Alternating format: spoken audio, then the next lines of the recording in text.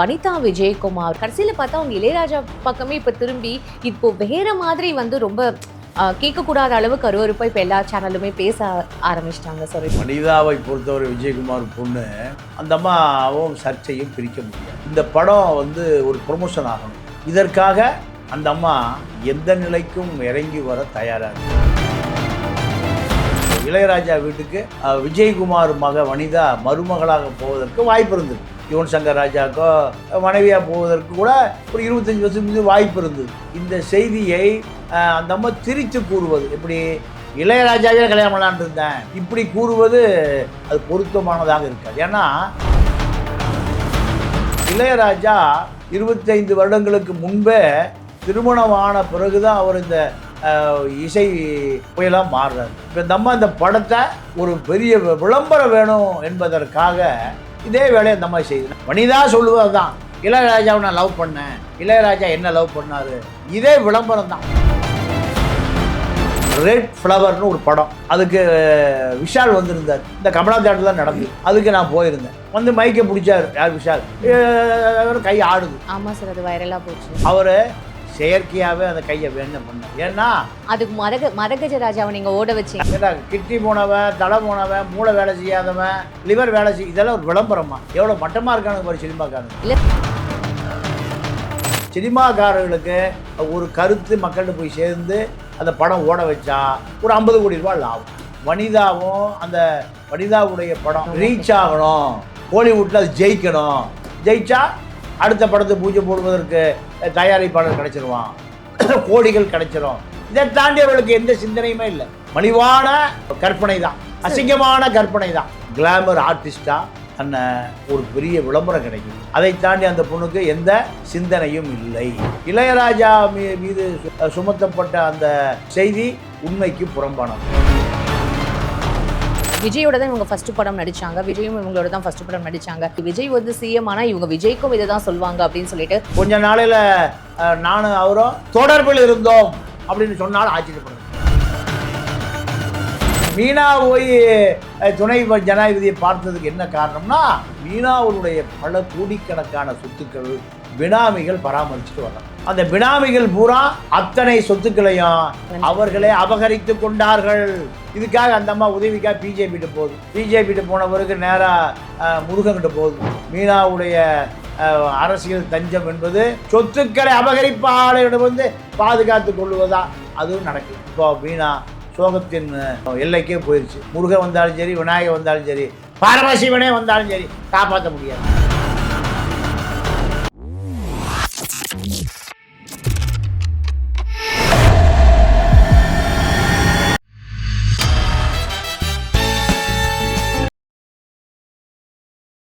PPT cinema நேயர்கள் அனைவருக்கும் வணக்கம். இன்னைக்கு நம்மளோட தமிழா பாண்டியன் சார் தான் இருக்காரு. நிகழ்ச்சிக்கு போகலாம் சார். வணக்கம். தமிழகத்துல நிறைய விஷயங்கள் வந்து தொடர்ந்து நடந்துதான் இருக்கு, நீங்களும் அதை பார்த்துட்டு இருப்பீங்க. முக்கியமா நீங்க இளையராஜா சார் பத்தி நம்ம சேனல்ல நிறைய விவாதங்களும் பண்ணியிருக்கோம். இப்போ புதுசா வனிதா விஜயகுமாரும் ராபர்ட் அவங்களோட முன்னாள் கணவரும் நடிச்ச ஒரு படம் ரிலீஸ் ஆச்சு.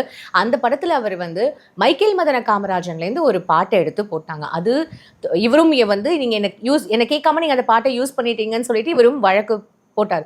அதுக்கு அவங்க வந்து ஒரு வார்த்தை சொன்னாங்க, அது ஒரு வைரலா போச்சு. நான் அந்த வீட்டுக்கு மருமகளா போயிருக்கோம், உடனே அதுவே ரொம்ப வைரலா போச்சு. கடைசியில பார்த்தா அவங்க இளையராஜா பக்கமே இப்ப திரும்பி இப்போ வேற மாதிரி வந்து ரொம்ப கேட்கக்கூடாத அளவுக்கு அருவருப்பா இப்போ எல்லா சேனலுமே பேச ஆரம்பிச்சிட்டாங்க. சார், இதை பத்தி உங்களோட கருத்து?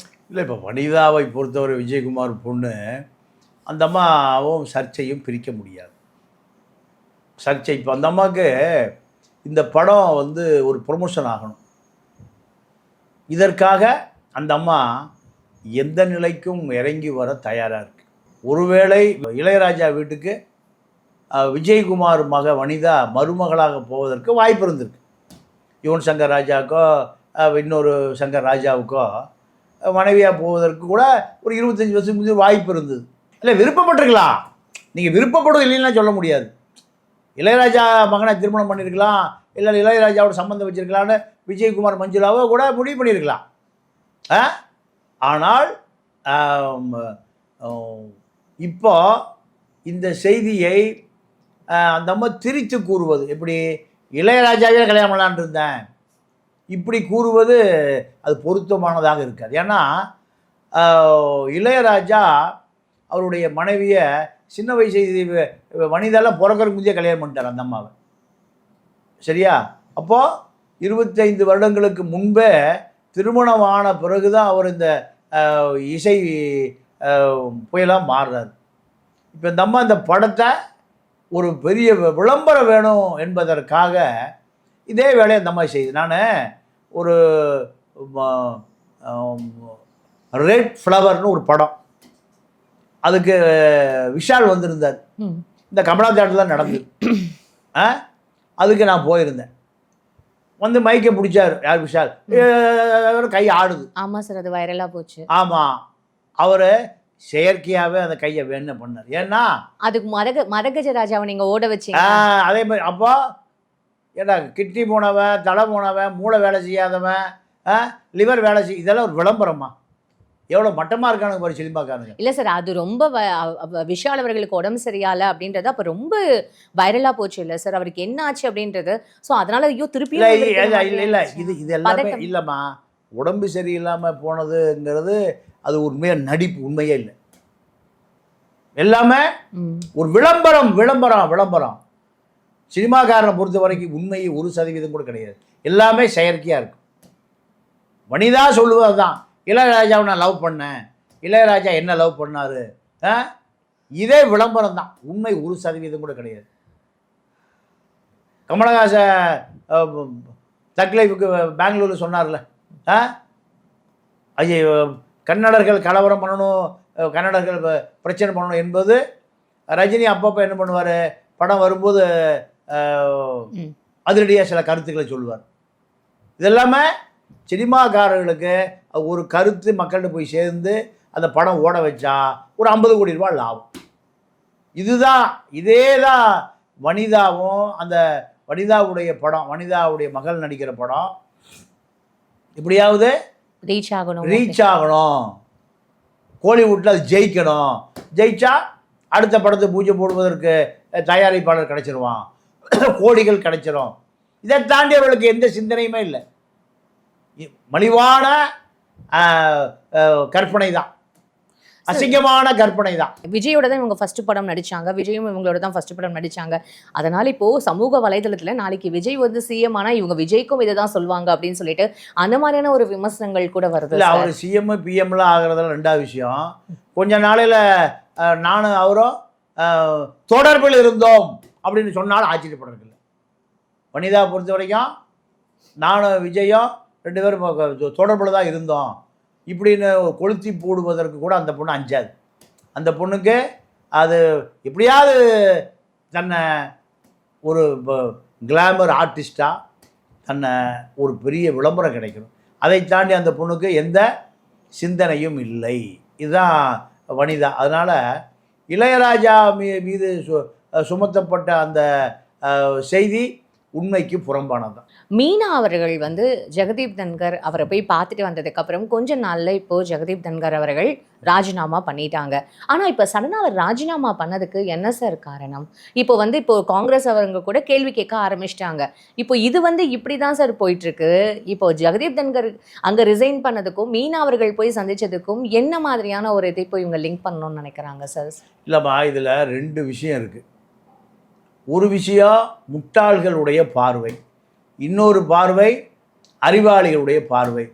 ஜெகதீப் தன்கர் ஏன் ரிசைன் பண்ணுறாருன்னா, அவர் இப்போ துணை ஜனாதிபதி எதிர்பார்க்குறார். திரௌபதி முர்முருக்கு பிறகு அந்த முதல் குடிமகனாக வரணும்னு எதிர்பார்க்கிறார். பாஜக தரப்புலேருந்து, ஆர்எஸ் தரப்புலேருந்து அவங்க மறுக்கிறாங்க. அப்போது அமைதியாக வீட்டுக்கு போகிறதை விட பரபரப்பாக வீட்டுக்கு போயிடுவோம். மருத்துவ உடம்பு சரிங்கிறாரு. துணை ஜனாதிபதிக்கு கிடைக்காத மருத்துவமா? அப்போடா அங்கே உள்ளே போயிடும், எய்ம்ஸ் உள்ளே போயிடும். உலகத்தில் இருக்கிற தலை சிறந்த மருத்துவ நிபுணர்கள் பூரா துணை ஜனாதிபதி மாளிகைக்கு போயிடுவாங்க. அதுவல்ல காரணம், அரசியல் காரணம். அப்போ அவர் எனக்கு வேண்டாம், ஆளை விடுங்க போதும், எனக்கு ஜனாதிபதி கேட்குற தர மாட்டேங்கிறீங்க, நான் இப்போ உங்களுக்கு ஒரு அதிரடி அட்டாக் கொடுத்துட்டு கிளம்பிட்டாரு. அப்ப திரௌபதி முர்மு என்ன சார் ஆவாங்க? அவங்க இல்லாம அவங்க பதவிக்காலம் முடிந்த பிறகு அவங்க ஓய்வெடுக்க போயிடுவாங்க ஒரிசாவுக்கு. அடுத்து வேற ஜனாதிபதியை பாஜக கொண்டு வரும்.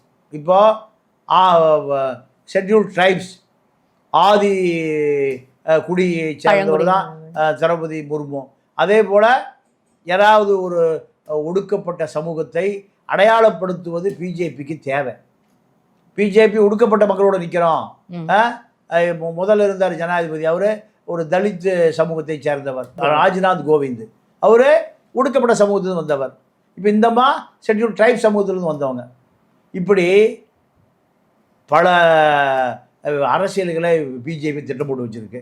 மீனா போய் துணை ஜனாதிபதியை பார்த்ததுக்கு என்ன காரணம்னா, மீனாவுடைய பல கோடிக்கணக்கான சொத்துக்கள் பினாமிகள் பராமரிச்சுட்டு வர்றாங்க. அந்த பினாமிகள் பூரா அத்தனை சொத்துக்களையும் அவர்களே அபகரித்து கொண்டார்கள். மீனாவுடைய ஏறக்குறைய ஒரு 30 ஆண்டு கால உழைப்பு. நீங்கள் சின்ன பொண்ணுலேருந்து நம்ம நடிக்குது. இப்போ 47-50 வயசாச்சு. ஒரு 30 ஆண்டு கால 35 ஆண்டு கால உழைப்பை பல பினாமிகள் ஏமாற்றிட்டான். இதுக்காக அந்த அம்மா உதவிக்காக பிஜேபிகிட்ட போகுது. பிஜேபிகிட்ட போனவருக்கு நேராக முருகன்கிட்ட போகுது. எல் முருகன் டெல்லியிலேருந்து சில அதிகாரிகளுக்கு உத்தரவு விடுறாரு. சில போலீஸ் அதிகாரிகள், சில பினாமிகள், இப்படியான ஒரு லாபி நடக்குது. அப்போ இந்த அம்மாவை ஒரு பெரிய பிரம்மாண்டத்தை காமிக்க வேண்டியிருக்கு. ஜனாதிபதியை சந்திக்க முடியல, அதனால துணை ஜனாதிபதி அந்த அம்மா சந்திக்குது. சந்திச்ச செய்தி யாருக்கு போய் சேருது? பினாமிகளுக்கு போய் சேருது. துணை ஜனாதிபதி மாளிகையிலேருந்து உத்தரவு வரும். யாருக்கு? பினாமிகளுக்கு. சொத்தை கொடுத்துட்டு ஓடுங்க எல்லாம் இதற்கான. அப்போ அந்த பினாமிகள் என்ன சொல்கிறான்? ஜனாதிபதி இல்லை, அமெரிக்க ஜனாதிபதி ட்ரம்ப்பே லைனில் வந்தாலும் தரமாட்டோம். இது அந்த அம்மா நிலைமை. இப்போ இத்தனை ஆண்டு காலம் அந்த அம்மா ஆடி நாட்டியம் ஆடி நடித்து எவ்வளவோ போராடி அந்த சொத்துக்கள் பூராமல் கௌதமிக்கு என்ன நடந்தது? கௌதமியுடைய சொத்தை ஒரு பிஜேபியை சேர்ந்த ஒரு அபகரித்து கொண்டு ஒரு 50 கோடி ரூபா ஏமாற்றிட்டான். அந்த அம்மா போலீஸ் எல்லாம் புகார் கொடுத்தது, எதுவுமே நடக்கலை. ஆமாம் சார், அந்த கம்ப்ளைண்ட் இன்னும் போச்சு. 50 கோடி ரூபா சொத்து போச்சு. தன்னுடைய மகளுக்காக எதிர்காலத்தில் விற்று அதை மகளுக்கு பாதுகாக்கணும்னு பணம் நினச்சா அந்த பணம் போச்சு அந்த அம்மாவுக்கு. கௌதமியுடைய திரைப்படத்துறையில் உழைத்த உழைப்பு ஒருவரை பிஜேபிக்காரவது ஏமாற்றிட்டு போயிட்டோம். இப்படித்தான் நீங்கள் கடைசி காலத்தில் சவுத்தினுடைய நிலைமை பரிதாபத்துக்குரியது. எல்லா சொத்துக்களையும் ஏமாற்றிட்டு போயிட்டாங்க. பானுப்பிரியா கடைசியில் குடியிருக்கிறதுக்கு வீடு இல்லாமல் ஏவி ஸ்டுடியோவில் போய் அடைக்கலமாச்சு. இதே நிலைமை தான் போய் மீனாவுக்கு. மற்ற நடிகைகள் இதை பார்த்து புரிந்து கொள்ள வேண்டும். மற்ற நடிகைகள் தங்களுடைய சொத்துக்களை பாதுகாத்து கொள்ள வேண்டும். பேங்கில் இருந்தால் பாதுகாப்பு, அது பேங்கும் திவாலாகி போகுது. மீனா பிஜேபி முருகன் எல் முருகன் மோடி வருகிற பொழுது, பொங்கல் வைக்கிற பொழுது எல்லா கதையும் இதுதான். எல்லாருடைய நிலைமையும் தங்களுடைய சொத்துக்களை பாதுகாப்பதற்கு தான் அரசியல் தஞ்சம். ஓகே, இதுதான் மீனாவுடைய அரசியல் தஞ்சம் என்பது சொத்துக்களை அபகரிப்பாளரிடம் வந்து பாதுகாத்து கொள்வதா? அதுவும் நடக்கலை. இப்போ மீனா சோகத்தின் எல்லைக்கே போயிடுச்சு. முருகன் வந்தாலும் சரி, விநாயகர் வந்தாலும் சரி, பரமசிவனே வந்தாலும் சரி காப்பாற்ற முடியாது. இப்போ அந்த சொத்துக்காக தான் அவங்க வந்து போய் மீட் பண்ணாங்கன்னு நீங்கள் சொல்கிறீங்க. மற்றபடி வேற எந்த ஒரு அவங்களுக்கு பொசிஷன் என்ன யூபி முதல்வர் பதவியை கேட்டு போச்சு, இல்லை அண்ணாமலைக்கு பார்த்து தமிழ்நாடு தலைவர் பதவியை பாட்டு சொத்தை ஆட்டையை முட்டாயா காப்பாற்றி குடிக்காத போச்சு அந்த அம்மா. அதுதான் மீனாவுடைய அரசியல் பயணம். நன்றி சார். நன்றி, வணக்கம்.